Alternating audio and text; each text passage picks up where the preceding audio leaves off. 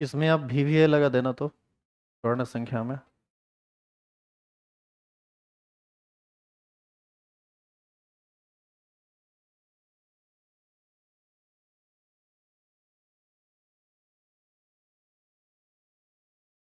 पिछला दिन लिखा गया था कि निम्न पद को परिभाषित कीजिए, उसमें 9-10 को टॉपिक था, यही था ना, जिसका सबसे पहला था स्वर्ण संख्या, जिसका परिभाषा बोर्ड पर लिखा हुआ है।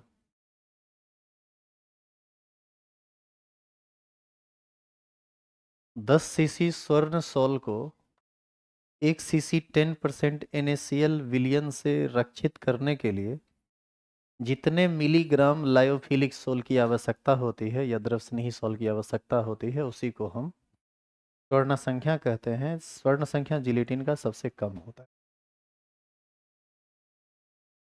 तो यही सबसे पहला टॉपिक था जिसको लिखिए। दूसरा था जीटा विभव।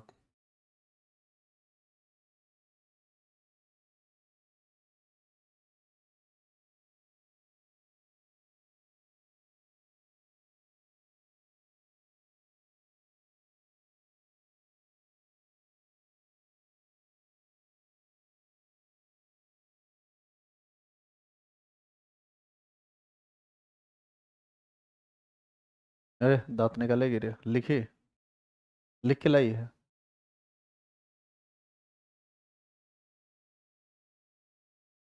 नया साल मना लिया तुम लोग? No sir. अब अगले साल ना।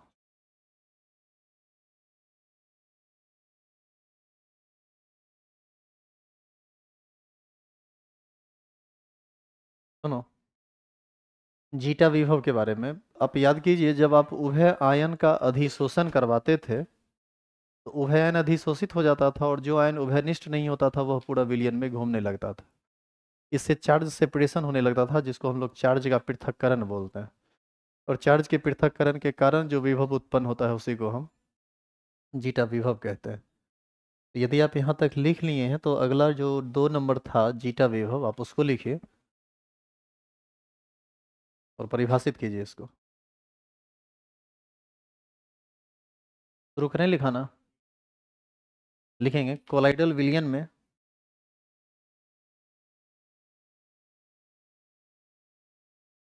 कोलाइडल विलयन में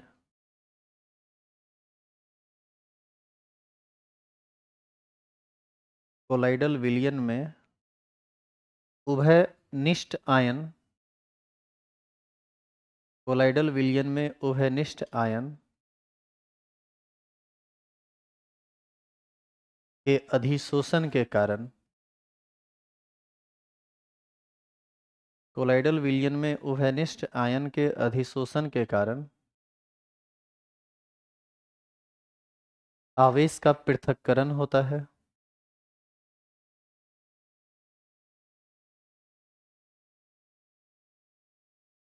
आवेश का पृथक्करण होता है।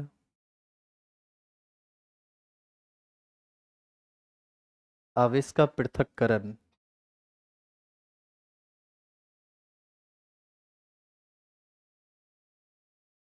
आवेश का पृथक्करण होता है तथा विभव उत्पन्न होता है। तथा विभव उत्पन्न होता है, जिसे जीटा विभव कहते हैं। जिसे जीटा विभव कहते हैं। जिसे जीटा विभव कहते हैं।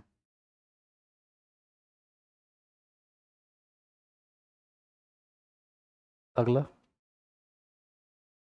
क्वेश्चन क्या है? अगला पेप्टीकरण।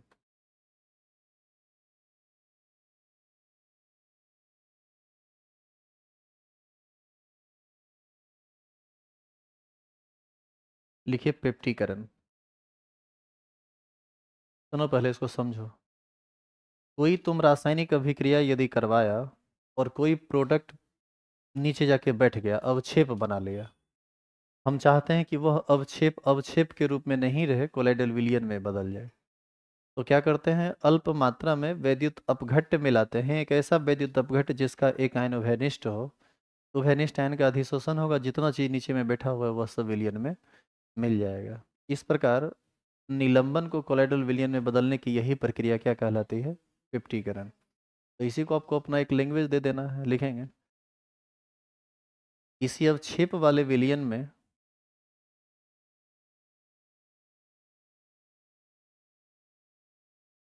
मफलर से ही घर चेंगी लगा दिया जाएगा, समझ गए। इसी अवक्षेप वाले विलयन में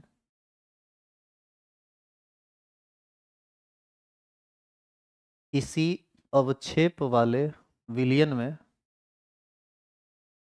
वैद्युत अपघट्य की अल्प मात्रा मिलाकर इसी अवक्षेप वाले विलयन में वैद्युत अपघट्य की अल्प मात्रा मिलाकर वैद्युत अपघट्य की अल्प मात्रा मिलाकर कोलाइडल विलयन में बदलने का प्रक्रम कोलाइडल विलयन में बदलने का प्रक्रम कोलाइडल विलयन में बदलने का प्रक्रम पेप्टीकरण कहलाता है। पेप्टीकरण कहलाता है।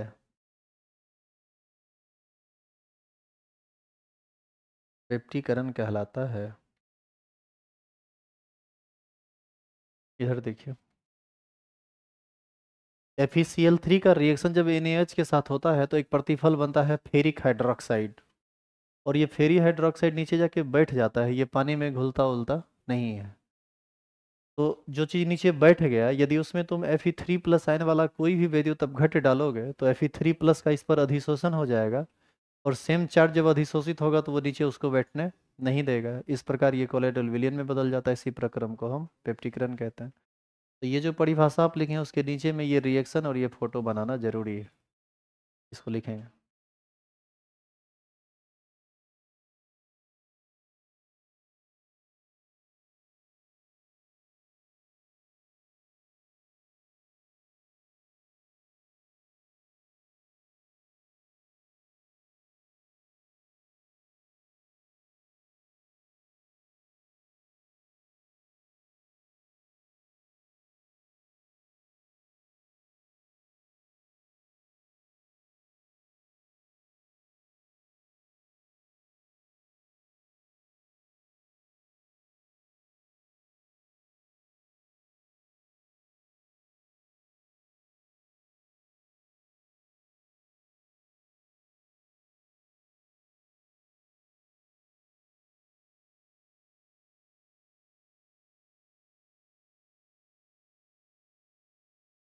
अगला टॉपिक क्या है,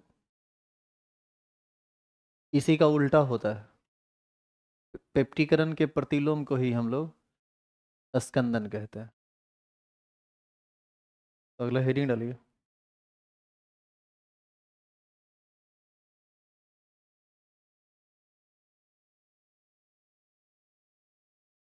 लिखिए,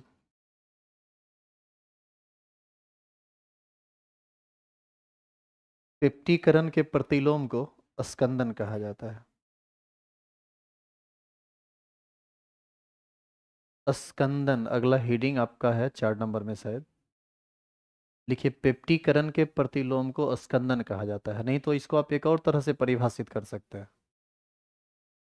कैसे, कोलाइडल विलयन को निलंबन में बदलने की प्रक्रिया स्कंदन कहलाती है। दोनों परिभाषा लिखिए। लिखिए तो, पेप्टीकरण के प्रतिलोम को स्कंदन कहते हैं। पूर्ण विराम के बाद नीचे और देके फिर दूसरा डेफिनेशन लिखिए। कोलाइडल विलयन को कोलाइडल विलयन को निलंबन में कोलाइडल विलयन को निलंबन में बदलने की प्रक्रिया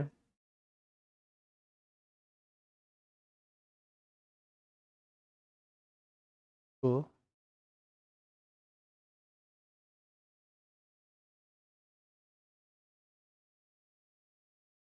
कोलाइडल विलयन को निलंबन में बदलने की प्रक्रिया को स्कंदन कहते हैं। स्कंदन कहते हैं। अगला टॉपिक, अपोहन। लिखिए हेडिंग, अपोहन।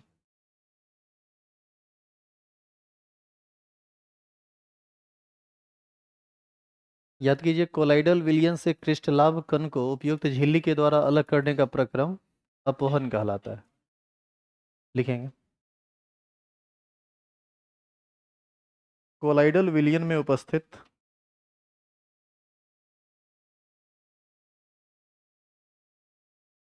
कोलाइडल विलयन में उपस्थित कोलाइडल विलयन में उपस्थित क्रिस्टलाभ कण क्रिस्टलाभ कण को उपयुक्त झिल्ली के द्वारा क्रिस्टलाभ कण को उपयुक्त झिल्ली के द्वारा अलग करने का प्रक्रम क्रिस्टलाभ कण को उपयुक्त झिल्ली के द्वारा अलग करने का प्रक्रम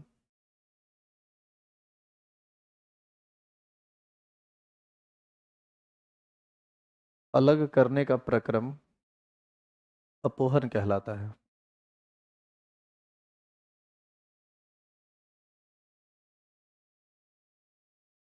अपोहन कहलाता है।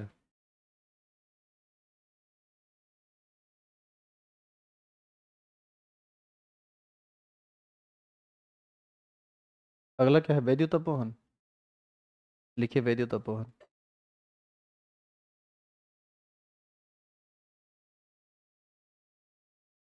यदि यही अपोहन का प्रक्रम विद्युतीय क्षेत्र की उपस्थिति में होता है तो उसे वैद्युत अपोहन कहते हैं। लिखेंगे, यदि अपोहन की प्रक्रिया विद्युतीय क्षेत्र की उपस्थिति में होती है तो इसे वैद्युत अपोहन कहते हैं। यदि अपोहन की प्रक्रिया विद्युतीय क्षेत्र की उपस्थिति में होता है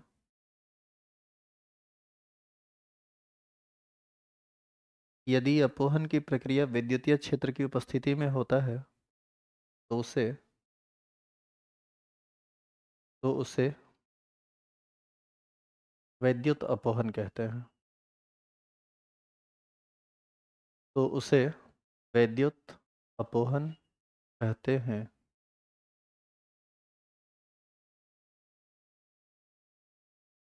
अगला क्या है,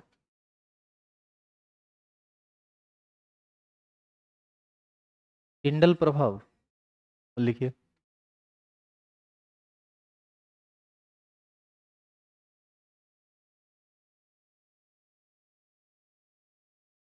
आप याद करो, आपको बताया गया था कि कोलाइडल विलयन से जब आप प्रकाश को गुजारते हैं तो कोलाइडल विलयन में प्रकाश का रास्ता चमकता हुआ दिखाई पड़ता है due to scattering of light.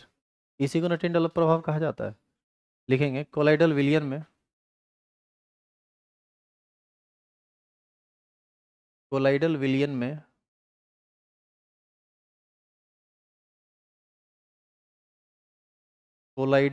में कोलाइडल कणों के द्वारा कोलाइडल विलयन में कोलाइडल कणों के द्वारा प्रकाश के प्रकीर्णन की घटना को कोलाइडल विलयन में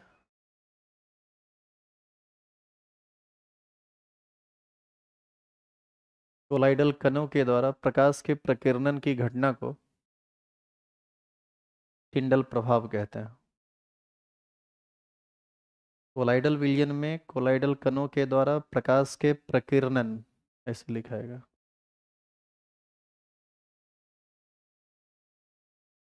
स्कैटरिंग ऑफ लाइट इसको बोलते हैं। प्रकाश के प्रकीर्णन की घट घटना को टिंडल प्रभाव कहते हैं।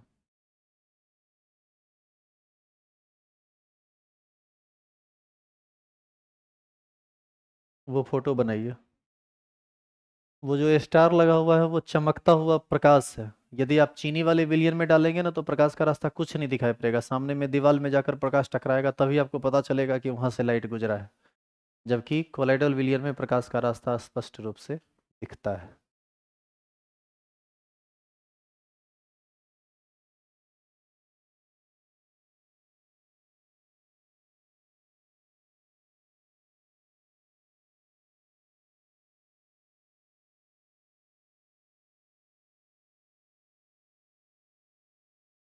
आज फिजिकल केमिस्ट्री समाप्त हो रहा है, ऑर्गेनिक केमिस्ट्री पहले ही समाप्त हो चुका है। फिजिकल और ऑर्गेनिक दोनों खत्म। कल टेस्ट के बारे में बोला गया था, लेकिन बहुत सारे लोग अभी अब्सेंट हैं, तो थोड़ा उनको रेगुलर होने देते हैं, तब टेस्ट लिया जाएगा। कल से इनऑर्गेनिक स्टार्ट होगा। चैप्टर होगा D and F block element. पहले पढ़ेंगे D and F block element, फिर पढ़ेंगे कोऑर्डिनेशन कंपाउंड, क्योंकि ये दोनों चैप्टर बिहार बोर्ड में भी है और सीबीएसई में भी है, इसीलिए साथ साथ इसको लेके चलेंगे। जब ये दोनों खत्म हो जाएगा तब होगा आइसोलेशन ऑफ एलिमेंट्स और पी ब्लॉक एलिमेंट्स।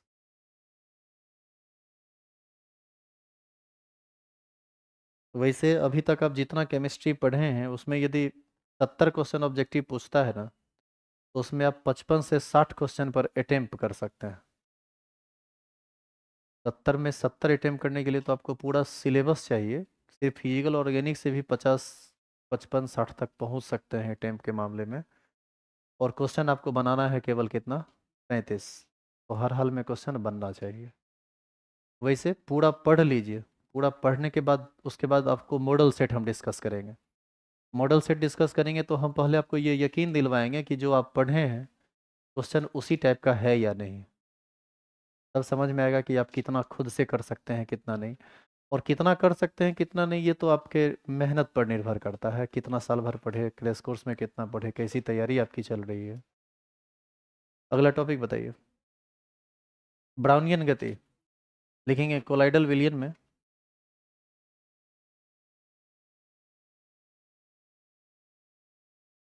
ब्राउनियन गति है अगला हेडिंग। लिखेंगे कोलाइडल विलियन में कोलाइडल कण के, कोलाइडल विलियन में कोलाइडल कण के तीव्र तथा टेढ़ी मेढ़ी गति को, कोलाइडल विलियन में कोलाइडल कण के तीव्र तथा टेढ़ी मेढ़ी गति को, तीव्र तथा टेढ़ी मेढ़ी गति को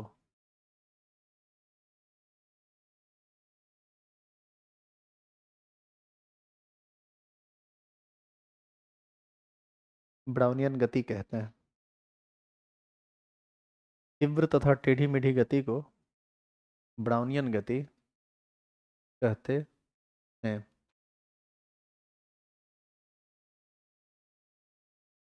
तीव्र तथा टेढ़ी मेढ़ी गति को ब्राउनियन गति कहते हैं।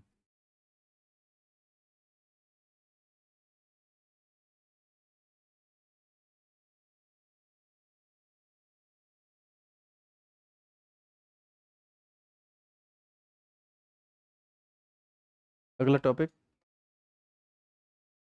फायर, और है इसके बाद भी व्यक्तीकरण, सॉरी, धन घन संचलन।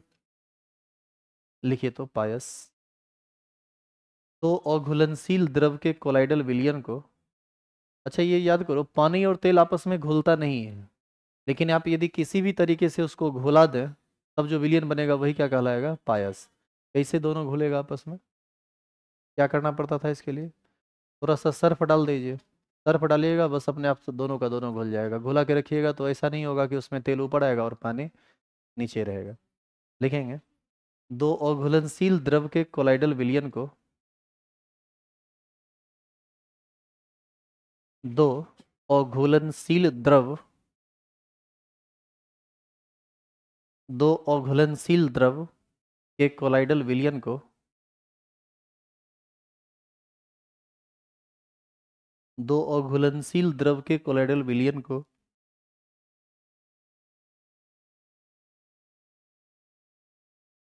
पायस कहा जाता है।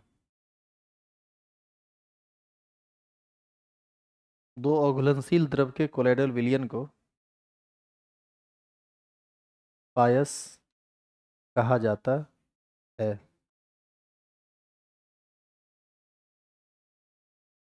यह दो प्रकार का होता है। एक होता है जल में तेल का पायस और एक होता है तेल में जल का पायस। आगे लिखेंगे यह दो प्रकार का होता है। पहला जल में तेल का पायस और दूसरा तेल में जल का पायस।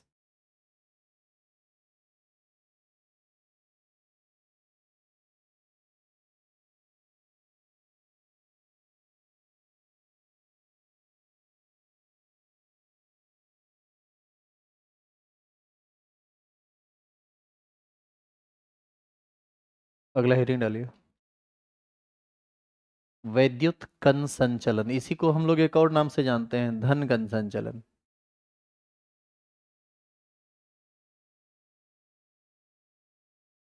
हो गया, लिख लिए। अब पहले इसके बारे में सुनिए। आप याद कीजिए, कोलाइडल विलयन में कोलाइडल कण पर निश्चित रूप से समान आवेश होता है, या तो धन आवेश या फिर ऋण आवेश। आवेश दिखता नहीं है कि उस पर धन आवेश है या ऋण आवेश। तो इसको एक विधि के द्वारा हम पहचानते हैं कि इस पर ये धनावेशित सॉल है या ऋणावेशित सॉल है। इसमें क्या किया जाता है, इस तरह का एक नली हम लेते हैं, इसमें कोलाइडल विलयन भरा जाता है, ऊपर पर दो प्लेट लगाया जाता है, प्लेट को बैटरी से जोड़ा जाता है। बैटरी से जोड़ के स्विच को जैसे ही ऑन करेंगे तो एक प्लेट हो जाएगा धनावेशित और एक प्लेट हो जाएगा ऋण आवेशित। यदि इस कण पर ऋण आवेश होगा तो धनात्मक प्लेट की तरफ भागेगा, और यदि इस कण पर ऋणात्मक आवेश होगा तो, यदि इस पर धनात्मक आवेश होगा तो ऋणात्मक प्लेट पर भागेगा। इससे पता चल जाता है कि कौन चार्ज उपस्थित है कोलाइडल विलयन में। तो हम लोग यहाँ कर कह सकते हैं कि वैद्युतीय क्षेत्र की उपस्थिति में कोलाइडल कणों का विपरीत आवेशित प्लेट की तरफ गति करना धन कण संचलन या वैद्युत कण संचलन कहलाता है। लिखेंगे, कोलाइडल विलयन में कोलाइडल विलयन में विद्युतीय क्षेत्र की उपस्थिति में कोलाइडल विलयन में विद्युतीय क्षेत्र की उपस्थिति में विद्युतीय क्षेत्र की उपस्थिति में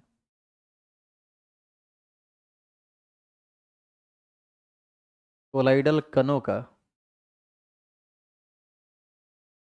कोलाइडल कणों का विपरीत आवेशित प्लेट विपरीत आवेशित प्लेट विपरीत आवेशित प्लेट की तरफ गति करना विपरीत आवेशित प्लेट की तरफ गति करना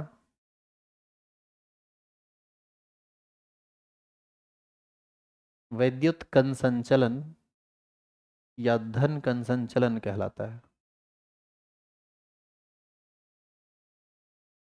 वैद्युत कण संचलन या धन कण संचलन कहलाता है, या धन कण संचलन कहलाता है।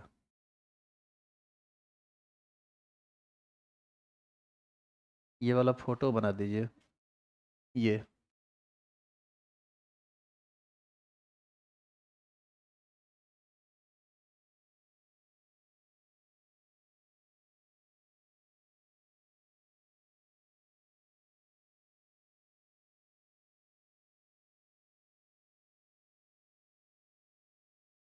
और भी कोई क्वेश्चन ऐसा हो जिसमें हम फोटो नहीं बनाए हों और रेगुलर क्लास में फोटो बनाया गया, या आपके दिमाग में एग्जाम के टाइम में उसके रिगार्डिंग फोटो है, तो ज़रूर फोटो बनाइएगा।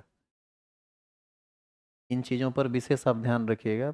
डायग्राम हो गया, फोटो हो गया, ग्राफ हो गया, ये सब आपके क्वेश्चन, आपके आंसर को और सुदृढ़ करता है और आपके कंसेप्ट को बताता है कि आप इसके रिगार्डिंग जानते हैं। तो हो सके तो उसको बनाने का प्रयास कीजिएगा। ये लास्ट सब्जेक्टिव क्वेश्चन था इस चैप्टर का और फिजिकल केमिस्ट्री का।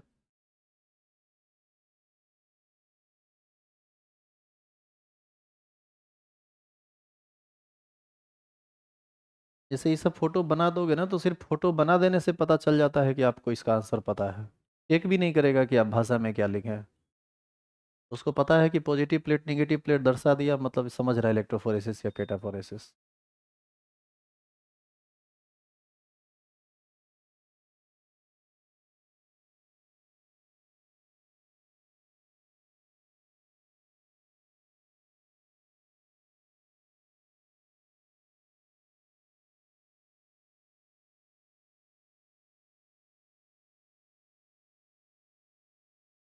हम लोग तो कभी एनुअल जांच में नहीं रहे, कॉपी जांच में। अभी नौकरी यदि करते रहते तो इस बार जांचते ही। हम लोग का मेंटेलिटी ये रहता है ना कि बच्चा थोड़ा भी लिखा है तो पूरा नंबर दे दो टाइट से, ताकि उसको दुख नहीं हो कि नंबर कम आया है। उसका देखो कारण है उसका, ऐसे हम ये सब बात ऐसे हवा हवा ही नहीं कर रहे हैं। उसका नॉर्मल कारण ये है कि सीबीएसई वाले जो भी लोग होते हैं उनमें नंबर धराधर दिया जाता है, एकदम खूब दिया जाएगा नंबर। आप यदि जीडी कॉलेज से होंगे तो प्रैक्टिकल में आपको 25-26 से ज़्यादा नहीं देगा। आप यदि दूसरे कॉलेज से होंगे और वहाँ रुपया दे दिए होंगे तो आपको 30 में 30 दे देगा। तो सारा खेल यहाँ रुपया पैसा का चलता है।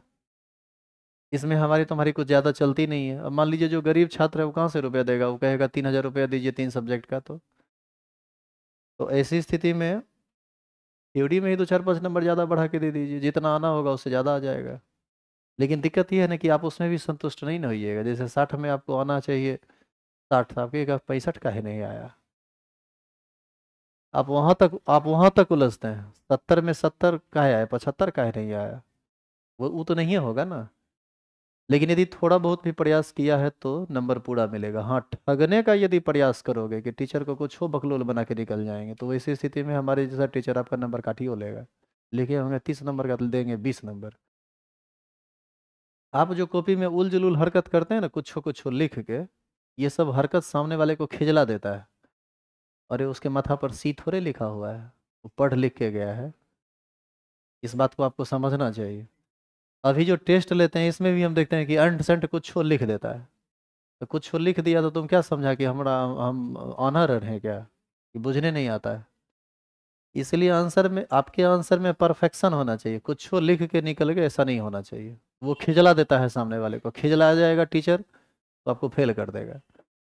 खैर, ये सब साइकोलॉजिकल, देखो हम जब से क्रैश कोर्स कर रहे हैं तब से हम तुमको एक चीज़ का विशेष मतलब नोटिस दे रहे हैं, बार बार कह रहे हैं कि जो भी इंसान तुम्हारा कॉपी चेक करेगा उसके माइंड में क्या चलता है, उसकी साइकोलॉजी क्या होती है।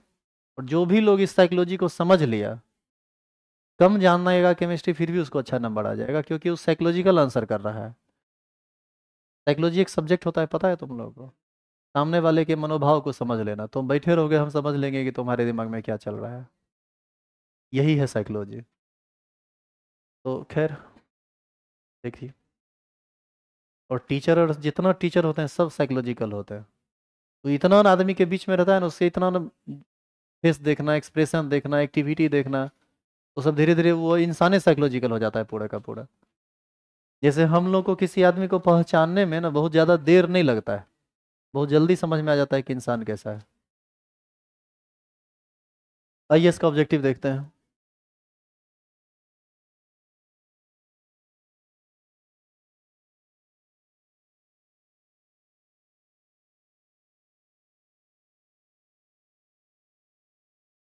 हालांकि लड़की के मामले में सभी साइकोलॉजी फेल हो जाता है।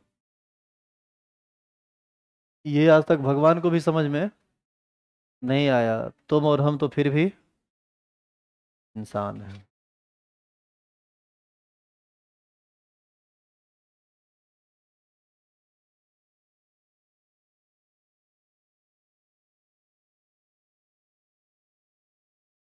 देखो इसका क्वेश्चन ऑब्जेक्टिव। पहला क्वेश्चन है रासायनिक अधिशोषण का वेग। रे, हल्ला गुल्ला नहीं। रासायनिक अधिशोषण का वेग दाब के घटने से बढ़ता है, गलत है, दाब से स्वतंत्र है। ये होगा दाब के बढ़ाने से बढ़ता है। कोई भी अधिशोषण हो उसका वेग दाब बढ़ेगा तो बढ़ेगा। एक का होगा डी, लास्ट ऑप्शन। दूध निम्न में से किसका उदाहरण है? पायस का, सेकंड ऑप्शन। दूध है जल में परिक्षेपित वसा, सेकंड ऑप्शन। कोलाइडल विलयन में कणों का आकार क्या होता है? 10 एंगस्ट्रॉम से 1,000 एंगस्ट्रॉम। वैद्युत क्षेत्र की उपस्थिति में कोलाइडल कणों की गति धन कण संचलन या वैद्युत कण संचलन कहलाता है। 5 का होगा सेकंड ऑप्शन। साबुन ग्रीस को कैसे हटाता है? पाइसीकरण से, सेकंड ऑप्शन। वह कण जो रासायनिक अधिशोषण पर लागू नहीं होता है। आपसे स्वतंत्र कोई भी अधिशोषण नहीं है, यानी ये लागू। एक मिनट, एक मिनट। वह कण जो रासायनिक अधिशोषण, एक मिनट सुनिए, इस नहीं को पहले आप हटा दीजिए। अपने ही को हटा के सोचिए कि वह कण जो रासायनिक अधिशोषण पर लागू होता है। रासायनिक अधिशोषण अति विशिष्ट है, अनुत्क्रमणीय भी है, धीरे धीरे होता है, जैसे लोहा पर आप पेंट करते हैं धीरे धीरे वो कलर पकड़ता है। ताप से स्वतंत्र होता है कि नहीं होता है? ताप से स्वतंत्र है? ताप से स्वतंत्र नहीं है, तो निगेटिव का निगेटिव ही आंसर होगा, इसका आंसर होगा ताप से स्वतंत्र। 7 का सेकेंड ऑप्शन। कोहड़ा निम्न में से किसका उदाहरण है? गैस इन लिक्विड, ये इज नहीं होगा, इन होगा। हालांकि इसका ऑप्शन होगा लिक्विड इन गैस। अरे हवा ना ज्यादा रहता है, पानी कम रहता है। हवा में यदि पानी है, हवा में पानी, तो उसी को हम बोलेंगे liquid in gas. Second option सही है। भौतिक अधिशोषण में गैस का अणु ठोस के सतह पर वंडलवार आकर्षण बल द्वारा जुड़ा होता है, लास्ट ऑप्शन। रासायनिक अधिशोषण में कुल परत की संख्या 1 होती है, ए नंबर। क्वेश्चन नंबर 10 तक में कोई क्वेश्चन छूटा भी है किसी का भी? 9 नंबर। तो 9 नंबर जब हो रहा था उस समय आप कहाँ थे? मायर थोपिस न वानर, वंडरवाल बल होगा।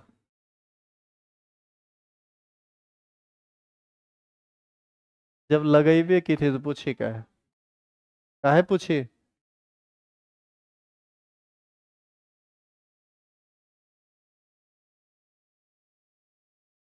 तुमको बी फॉर बॉनर और डी फॉर डॉग में अंतर नहीं समझ में आता है? हैं? अरे बस। निम्न में से किसमें टिंडल प्रभाव नहीं दिखता है? चीनी के विलियन में। चीनी के विलियन में, क्योंकि ये ट्रू सॉल्यूशन होता है। विपटीकरण निम्न में से कौन सा प्रक्रम है? अवक्षेप का कोलाइडल विलियन में बदलना, लास्ट ऑप्शन। 12 का होगा सेकेंड, 11 का होगा सेकेंड ऑप्शन, 12 का होगा लास्ट ऑप्शन। 11 का सेकेंड ऑप्शन, 12 का लास्ट ऑप्शन।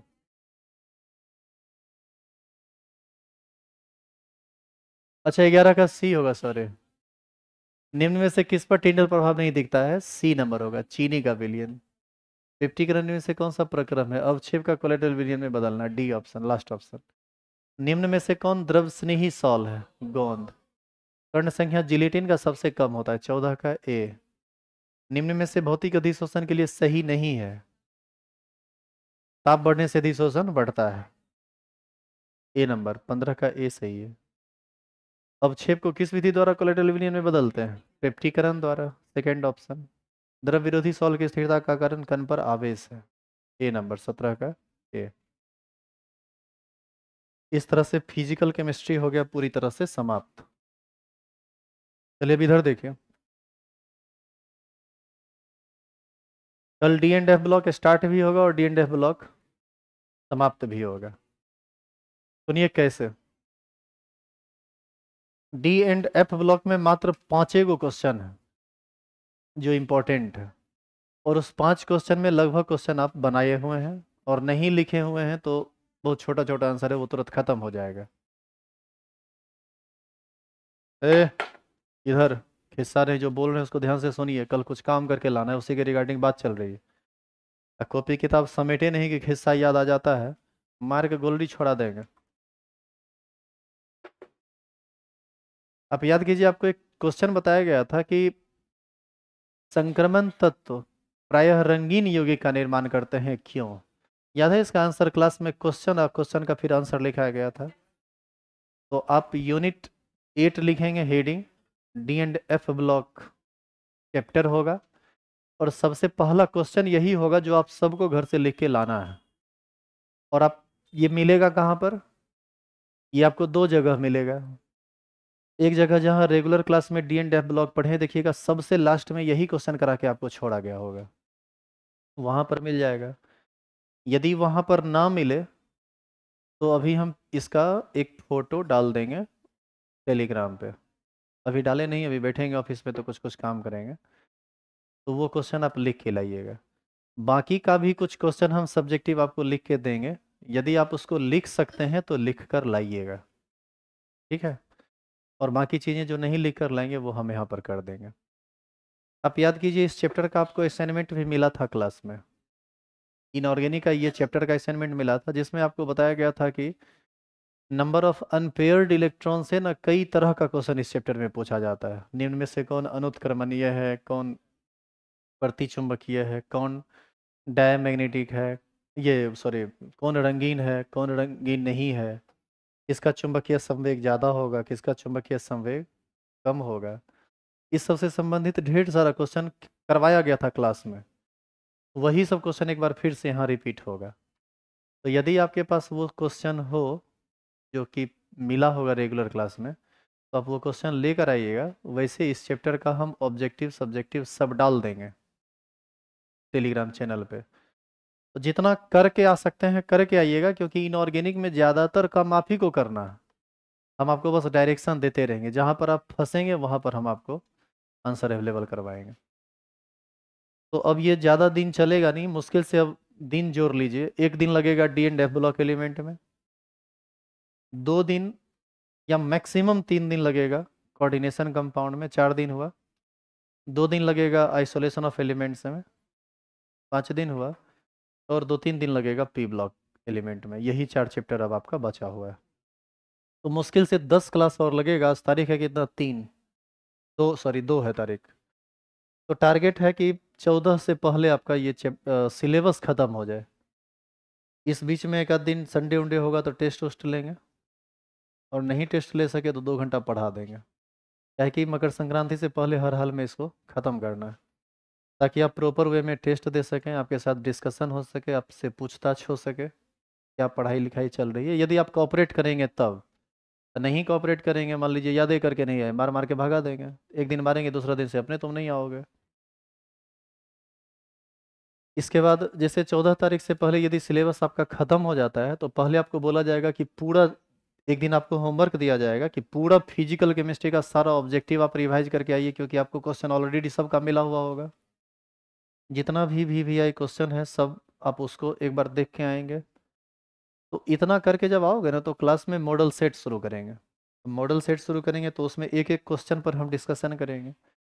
तो डिस्कशन तो हम खैर करेंगे ही मॉडल सेट पर, लेकिन पहले आपको हम ये दिखाएंगे कि आप जब पूरा चैप्टर पूरा सिलेबस पढ़ के ख़त्म किए, तो इसमें कितना क्वेश्चन ऐसा है जिसको आप खुद से कर सकते हैं, ताकि आपको एक जगह मिले कि हाँ हम इतना पढ़े तो इतना हमको फ़ायदा मिल रहा है।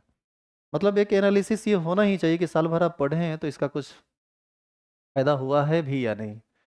उसमें यदि एक आध दो क्वेश्चन आपको क्लास में नहीं कराया गया होगा जो कि वहाँ पर पूछा हुआ है, तो उसको हम करा देंगे। जैसे उसमें एक क्वेश्चन है टेप सेलेक्टिव कैटलिस्ट, इसके बारे में सिंपल चीज़ है, उसके बारे में लिखा है नहीं गया है क्लास में, लिखा देंगे। एक आध क्वेश्चन मात्र ऐसा होगा जो आपको हमको बताना पड़ेगा, बाद बाकी आप खुद से कर सकते हैं। वैसे बनाना तो आपको 50% क्वेश्चन ही है। 35 में 70 ऑब्जेक्टिव, 20 में 10 शॉर्ट टाइप, और 6 में 3 लॉन्ग टाइप। 6 में 3 लॉन्ग टाइप, वही तो हम भी बोले। 4 4 होता है क्वेश्चन, एक्स्ट्रा 4 को पूछता है। नहीं, 6 को रहता है, 4 को थोड़े। 4 को नहीं, क्वेश्चन 6 को रहेगा, 4 को नहीं रहेगा। सब क्वेश्चन आपको दोगुना पूछेगा। सेंटम वाला एग्जाम हुआ था तो उसमें 4 को दिया था क्या? बोलिएगा कुछ कुछ। दारू पी लिए थे कल क्या?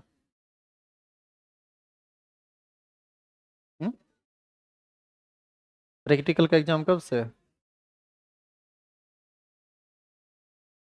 10 से? अच्छा, जब प्रैक्टिकल का एग्जाम होगा तब देख लेंगे। बंद करने की जरूरत पड़ेगी तो बंद किया जाएगा। ऐसा थोड़े कि हम लोग सिलेबस में बहुत पीछे चल रहे हैं जो इतना हाई तोबा करे।